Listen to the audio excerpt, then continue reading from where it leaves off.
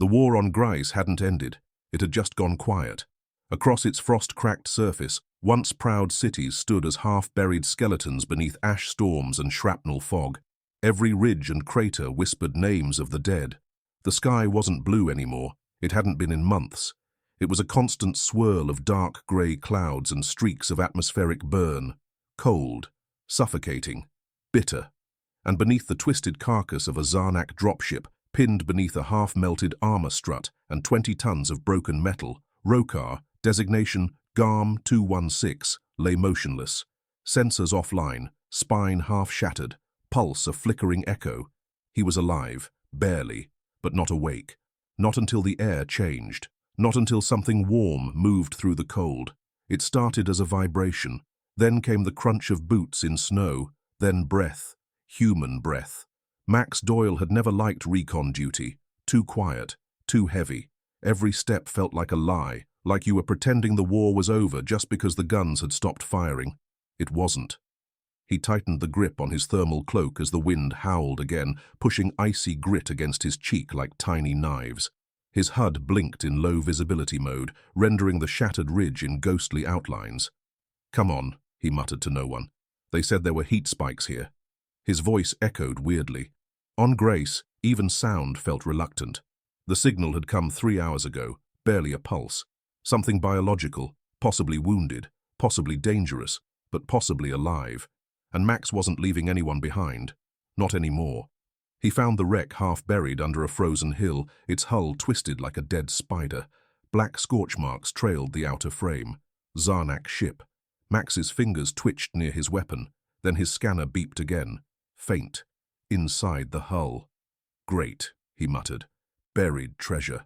He cleared a small tunnel, crawling under jagged metal, his helmet visor scraping rusted panels. It was colder in here, like the air hadn't moved since the crash. His flashlight flickered and landed on it. Rokar looked like something from a nightmare. 7 feet long, 4 feet tall at the shoulder even while slumped. Metallic bone armor jutted from his limbs like broken exosuit plating. His snout was torn, blood dried around the teeth. One glowing eye still functioned, dim red and flickering like a dying flame. Max didn't move. Neither did Rokar. Not yet. The Garm was engineered for war, not healing, not retreat. So when the Zarnak left, they didn't forget Rokar. They abandoned him. Too broken, too slow, too inconvenient. He remembered that. He remembered being commanded to hold the line while the others fled. And now, a human stood over him. Max slowly knelt. "Easy, big guy. I'm not here to finish the job." His HUD flickered. The life signs were weak, but they were there. He reached carefully into his pack and pulled a stim injector. This might sting. He pressed the needle into the exposed section near the Garm's neck. There was a twitch, then a growl. Rokar's eye flared brighter. Threat? Number. Smell. Not Zarnak. Voice. Male. Human. Posture. Non-aggressive. But still, unfamiliar. Untrusted. Max held up his hands. "You've got 2 options.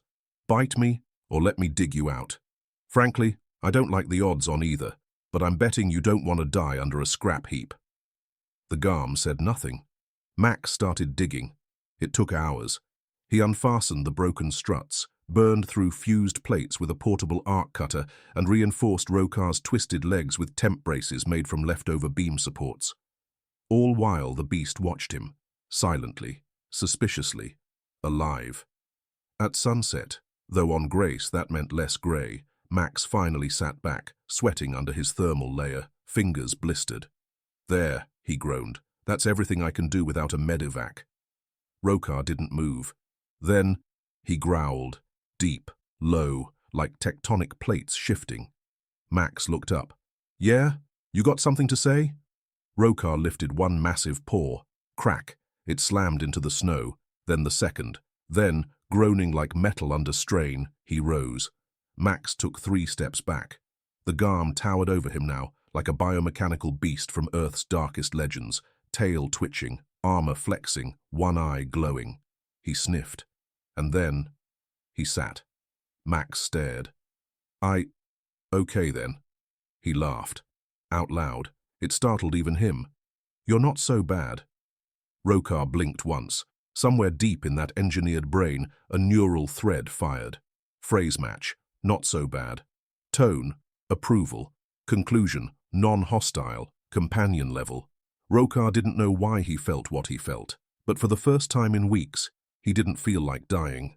Max set up camp in a half-collapsed bunker nearby. He shared heat packs and nutrient cubes. He didn't know if the Garm ate human food, but Rokar accepted one and crunched it like gravel. Max sat beside him, staring at the fire. Name's Max Doyle, 4th Recon, or what's left of it. Rokar made no sound. Max glanced sideways. I don't know what they called you. No response. Max tapped his chin. Garm 216 doesn't roll off the tongue. He paused, then said quietly, How about Rokar? The Garm turned his head, blinked, then slowly, deliberately, lowered his chin to the snow. Max smiled. Yeah, Rokar it is. Above them, a single satellite passed in orbit, its scanners catching the thermal signature of one human, one non-human. Earth Command flagged it. The Zanak did too. One side saw a miracle, the other saw a mistake, and both were preparing to move. But for now, on a dead world of fire and frost, where machines rusted beside bones and the sky never cleared, a human and a war dog sat beside a flame, and trusted. The wind on Grais didn't whistle, it screamed. High across the glacial ridge near the crushed remains of Fort Merinoff, Max pulled his scarf tighter around his mouth and stared through the hazy blue mist. Frost collected on his lashes despite the thermal visor, and his legs had stopped complaining. They were too cold to feel anything. Beside him, Rokar moved like a ghost between jagged wreckage, stepping silently despite his massive frame. The braces Max had rigged from scrap held surprisingly well. His gait was off, yes, hind legs still stiff, tail twitching awkwardly, but it wasn't weakness. It was survival. And Max was no longer alone. They had been hiking for 3 hours, northwest, toward what was once a human forward outpost. Max had picked up faint biosigns. No guarantee of survivors. Could have been anything. But on a planet where silence reigned, anything was better than nothing. And Rokar? He followed. Not out of obedience, not out of programming, out of choice. Max could feel it now. That subtle shift in posture, the way Rokar moved when Max paused or scouted ahead. The Garm wasn't watching him as a threat anymore. He was watching him like a pack leader, or maybe a friend. Max ducked behind a half-destroyed artillery tank, held a hand up for Rokar to stop. Rokar complied instantly, lowering into a crouch. Ahead, there was movement, just a flicker, maybe 20 meters out, near a collapsed comms tower. Thermal ping, Max whispered. Rokar's ears flicked. He scanned, and then, without warning, growled low. Max tensed. What? Rokar didn't answer. He was already moving. They found the source in a shallow crater beneath the tower, half frozen, armored in Earth standard-issue plates, torso shattered by blast impact. Dead, but not alone. Curled beneath his outstretched arm, shaking in a shredded thermal cloak, was a boy, barely 16. Max dropped beside him. Hey, you alive? The boy blinked through frost-blurred eyes. Who? Max didn't answer. He was already unpacking a med wrap, tearing open thermal rations and heat cells. I've got you. Don't move. You're going to be okay. Rokar stood over them, massive head tilted, breathing gently so the hot gust didn't blast the boy's skin. The teen blinked again. What is that? Max glanced up. That's Rokar. The boy shivered violently. He's not going to eat me? Rokar blinked, then snorted steam. Max smirked. Not unless you talk trash about the food. They made camp in the wreck of a skimmer. The boy, Lucas, warmed quickly once his core temp stabilized. His fingers were blistered, voice hoarse, but alive. Max handed him water. How long have you been out here? Lucas swallowed. 3 days. After the crash, I hid. Everyone else didn't make it. You got lucky. The kid looked at Rokar, who was curled beside the fire, eye half closed. You're sure about that? Rokar growled once, playfully. Lucas jumped. Max smiled. He growls when he's comfortable. You'll know the difference. Back at Earth Command, the updated recon feed reached the AI briefers. Subject, Garm 216, Rokar, active. In company of Earth soldier, assisting human civilians. One official stared at the screen, stunned. He's helping. Another leaned in. Is he under control? Number. He's choosing to help. The footage leaked, as things always do, and in hours the net erupted. Zarnak war dog rescued by Terran. He was abandoned. We gave him purpose. Earth makes friends even out of enemies. The last Garm has a human friend, and he's loyal. The memes were endless, the stories romanticized. But the truth? Max and Rokar were just surviving. In the icy dawn, Max stood outside the skimmer, watching the horizon with binoculars. Lucas slept inside. Rokar sat nearby like a living wall, his tail sweeping lazy circles through the frost. "You could have left me," Max said. Rokar didn't move. "You could have killed me the first moment." Still nothing. Max turned to him. "Why didn't you?" Finally, movement. Rokar rose, walked forward, and gently pushed his massive snout against Max's shoulder, then turned and walked back. In Zarnak space, the alert echoed into military channels. Garm 216 operational. Status, non-compliant. Location, Grais, with humans. General Korth hissed. "I ordered all Garm units destroyed during the retreat." His officer bowed. "We missed one. Number, we left him, and now he's a symbol." Korth narrowed his eyes. "Send a retrieval team, not to recover. To erase Max didn't know it yet, but the next 24 hours would define everything. Not because he found another survivor, not because he reached a safe zone, but because someone would come for Rokar, not to save him, but to silence him. And Max? He'd already decided one thing. They weren't taking his friend. That night, Max sat beside Rokar, stoking the fire. Lucas dozed beside them, wrapped in spare gear. Max sipped from a cracked flask and leaned back. "You ever think," he murmured, "that we were both just tools to them?" Rokar looked over. "They made you to fight, made me to follow orders. But when we broke down, they left us."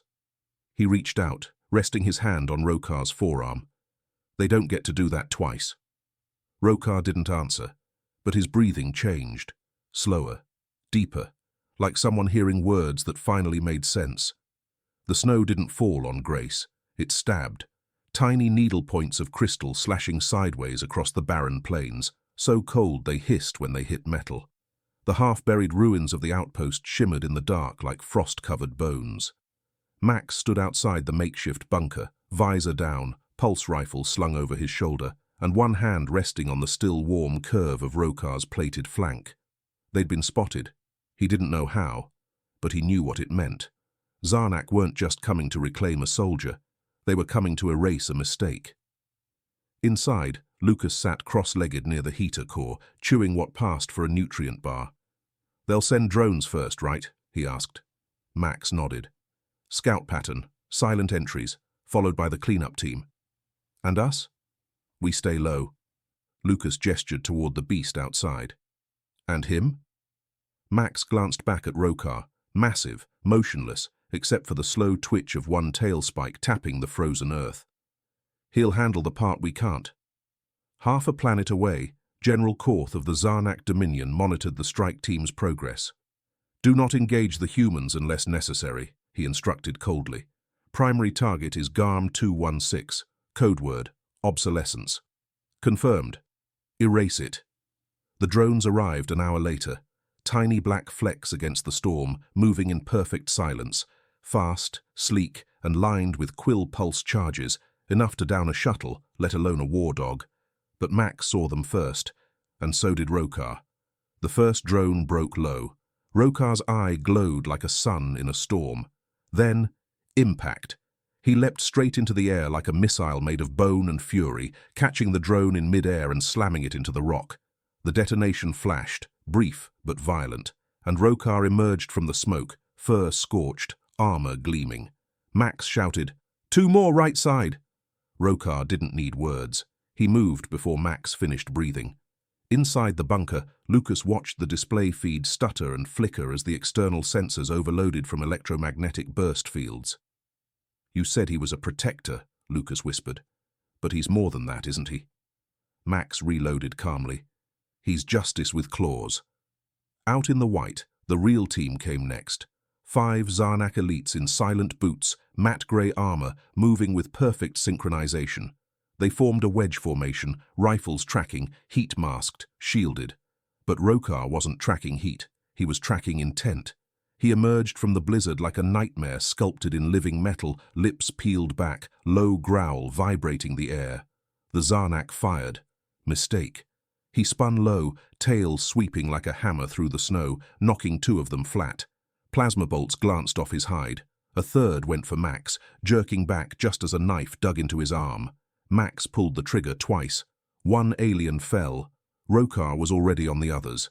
Back at the ridge, Lucas huddled with the medkit, watching as Max tackled a soldier into the snow. The comms crackled.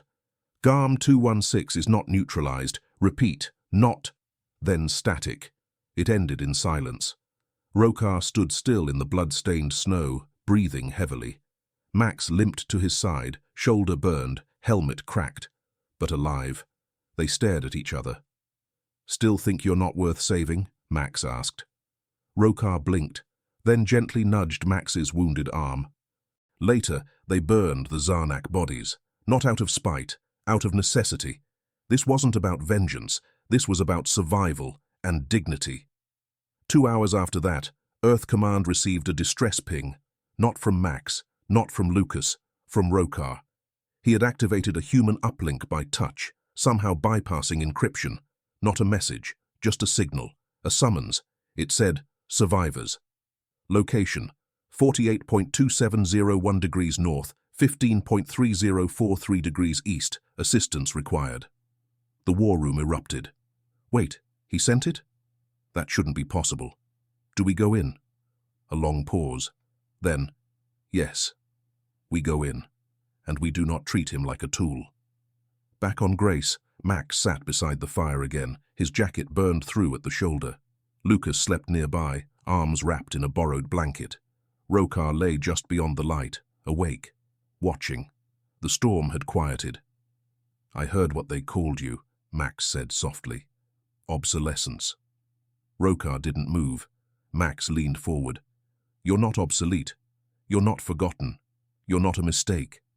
He reached out, resting a bandaged hand against the thick plate of Rokar's jaw. "You're one of us." Rokar exhaled. For the first time, it sounded like relief. High above, in orbit, Earth's retrieval ship dropped out of FTL. Painted across its hull, in white letters, NTS Companion. Its cargo bay doors opened, and the mission brief was simple.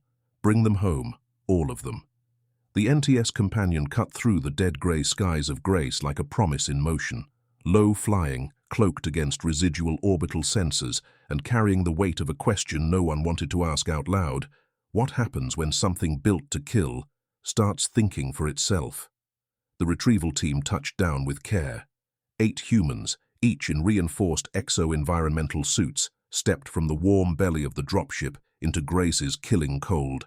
At their head, Captain Imani Rourke, Earth's foremost field tactician on high-risk diplomatic recoveries. Her voice cut through the static of the squad's comms. "Visual confirmation on the beacon. Human vitals, 2. 1 Garm reading, strong, alive, pinging actively." Her second-in-command raised an eyebrow inside his helmet. "Actively? Yeah. This thing isn't just alive, it's aware." Max stood in front of the half-buried comm bunker, rifle slung, arm in a splint, frost clinging to the edges of his beard. Rokar loomed behind him, silent, still, and utterly unreadable. Captain Rourke approached slowly, palms visible. "Private Doyle, we received your signal." Max exhaled. "Wasn't me." She stopped. "What do you mean?" He tilted his head toward Rokar. "He sent it."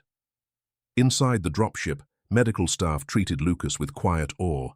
The boy kept repeating the same phrase, "He saved us." That war dog, he didn't growl. He stood guard. In another corner, a science officer muttered to herself as she read live vitals from Rokar's telemetry, rerouted from Max's patched-together wrist unit. Heartbeat stabilization, synchronized to Doyle's vitals.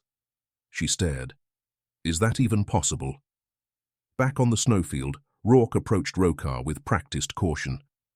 "I'm not here to hurt you," she said evenly. "I'm here to understand." Rokar didn't react, but Max did. He stepped forward. "If anyone talks about retrieving the specimen or asset containment, I walk." "Max, number. He's not your science project. He's not your dog. He's not the enemy." Rokar turned his head. Max nodded toward him. "He's Rokar. He has a name. He bled for it." Rourke looked from Max to the Garm, and then she slowly lowered her rifle and nodded. The decision wasn't unanimous. In orbit, Earth Command's Science Council submitted a priority request: full custody of Garm 216 for long-term study. "He may represent the most advanced bioengineering in the known galaxy," one stated. "With full analysis, we could reprogram other Garm units, end the Zarnak threat permanently." But the Defense Council countered. "He bonded with a human," General Briggs said. "He protected human lives. We're not going to dissect the first ally to survive Grais just to see how he ticks." "So what then?" came the reply. "Let him walk into Earth space like an unregistered nuke with paws?" And then came the message. From Max, broadcast with Rokar at his side. The video was raw, shot from Max's helmet feed. The background, jagged frost cliffs, the wreckage of the Zarnak skimmer burning behind him. Lucas sits nearby, bundled in earth blankets. Rokar stands motionless, gaze unwavering. Max speaks calmly. "You want to know what he is? He's the part of war that remembers, the part that sees the battlefield after everyone leaves and still waits for someone to come back." He glances at Rokar. "His creators threw him away. We didn't. And he didn't just survive. He chose to help us." He looks into the lens. "You want to talk about weapons? He's not one. He's a warning. Treat him like an experiment, and you're no better than the ones who left him here to die." Silence followed, and then clearance was granted. Inside the NTS companion, Rokar was given his own bay, not a cage, heated, quiet. His movements weren't tracked with chains, but with biometric monitors tuned to comfort zones. Lucas visited him twice a day, bringing freeze-dried meat packs. Max stayed nearby, patching his gear. And slowly, other crew members began visiting too, first out of curiosity, then respect. One medic left a note on Rokar's panel. "Thank you for not giving up on us, even when we didn't know you existed." Later that week, as the companion broke into FTL space en route to Earth's orbital ring, Max sat beside Rokar, watching the blur of stars smear across the viewport. "I think they're scared of you." Rokar blinked. Max smiled. "Good. Maybe they should be. Not because you're dangerous, but because you didn't turn out the way they expected." He leaned back. "You didn't become a monster. You became more." Rokar slowly exhaled, and Max could have sworn it sounded like agreement. Back on Earth, headlines began to shift.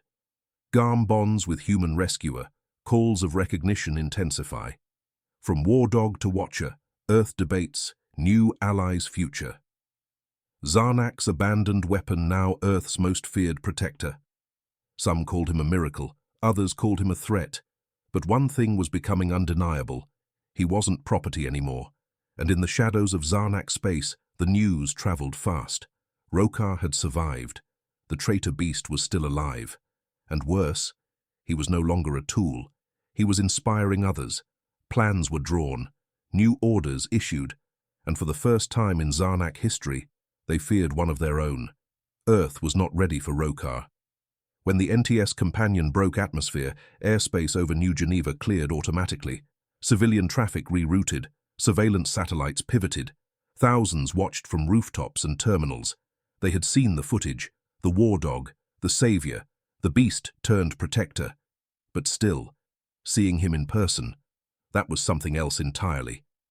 Rokar stepped onto Earth soil for the first time beneath a triple halo of landing bay lights. His body was wrapped in dull silver armor, patched with scar tissue and frost damage. His eye, now a soft, stabilized gold, scanned the crowd with ancient calculation. Max walked beside him. No leash, no harness, just trust. Reporters were held back. Security drones hummed low, but the silence was louder than any of it. Max reached up and scratched just beneath Rokar's chin plate. "Welcome home, buddy." Rokar let out a low breath that melted the frost on the concrete. Inside EarthGov's Defense Council chambers, the arguments had already begun. He's a walking weapon. He's a veteran. He's unstable. He saved lives. General Briggs stood, arms folded, staring at the live feed from the landing pad. He didn't ask for this. We didn't plan it. But we don't get to call him a tool and then act surprised when he makes choices. Then what do you propose? Asked a senator. Briggs didn't blink. We offer him something no one ever has. The room went silent. Citizenship. Elsewhere, in a Zarnak black cell deep beneath asteroid D13, a final order was issued. A three-pronged off-world strike. Objective, terminate the bonded human. Secondary, destroy Garm 216. Tertiary, make it look like an accident. They underestimated one thing. Rokar didn't miss a heartbeat. 2 days after landing, Max took Rokar on a walk through what used to be Lake Michigan's northern perimeter. Now repurposed into Earth's first interstellar refugee commons, it was a haven for survivors of alien war zones. Children pointed from balconies, parents whispered, a few bold souls even offered waves. Rokar ignored none of it. He was still learning, but he was present. Then came the strike. 3 cloaked intruders, wearing human skin suits, emerged from the far tree line. They moved fast, without sound, slipping past sensors, but not past Rokar. His ears twitched. Max blinked. What is it? Rokar rose, taller now, stiffer. Then he moved. One of the Zarnak assassins reached for a knife, and Rokar's tail lashed like a thunderclap. The crowd scattered. Max ducked instinctively. The first attacker hit a wall and never got back up. The second went for Max, too late.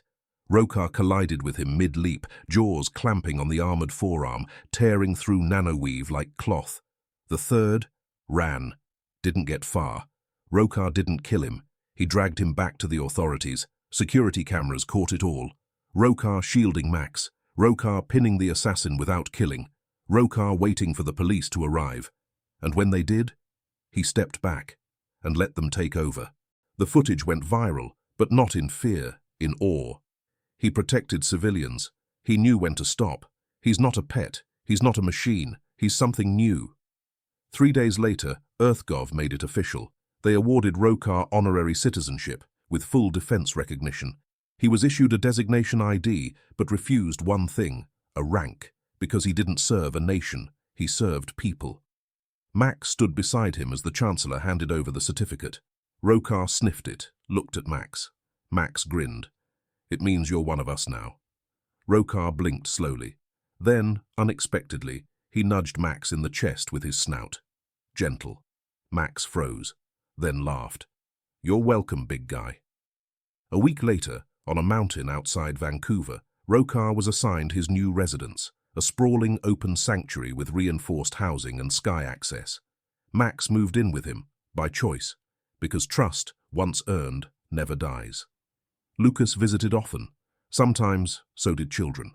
Rokar let them touch the parts of him not made for war, the soft space under his jaw, the silent place beneath his armored eye. Earth didn't just forgive a weapon, it embraced it, and the galaxy took notice. On a Zarnak broadcast channel, a minor minister tried to spin the news. Garm 216 has defected, he growled. He is unstable. The Zarnak public didn't agree. In dark corners of their world, soldiers began whispering. He was left behind. He survived. He found purpose. Rokar wasn't just a ghost anymore. He was a legend, and legends are hard to kill. Max stood with him on the cliff one morning, watching the sun rise over a planet Rokar had never imagined he'd walk. Not bad, Max said, sipping coffee. Rokar breathed deeply. What do you think? Max asked. Still feel like you don't belong? Rokar turned, slow, deliberate, and then did something he'd never done. He lay down, next to Max. Not in readiness, not in posture, just rest. Max smiled. Yeah, he whispered. Me too.